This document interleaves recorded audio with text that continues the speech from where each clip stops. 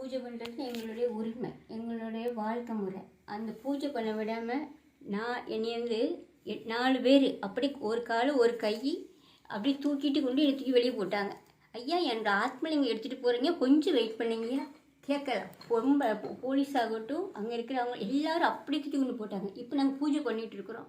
உள்ளே வந்து இருக்காங்க, அப்படி கெட்ட வார்த்தையை பேசிட்டு கதவை லாக் பண்ணிவிட்டு போகிறாங்க.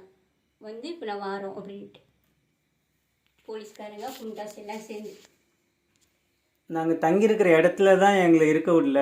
இங்கே வந்து கருவறையில் உட்கார்ந்து இங்கே பூஜை பண்ணிகிட்டு இருக்கோம். இங்கேயும் எங்களை தங்க விடலை. கதவை இடித்து வெளியே தூக்கி எங்களை கொல்ல பார்க்குறாங்க. எங்களை துன்புறுத்துறாங்க, அடிக்க பார்க்குறாங்க. நாங்கள் எங்கள் உயிரை விட்டாலையும் விடுவேன் தவிர இந்த பூஜை பண்ணுறதை நிறுத்த மாட்டோம். எங்கள் உயிரை விட்டுறோம். பட் நாங்கள் வந்து இதை விட்டு வெளியேற மாட்டோம். இந்துக்களே, இது தனிப்பட்ட முறையில் நடக்கிற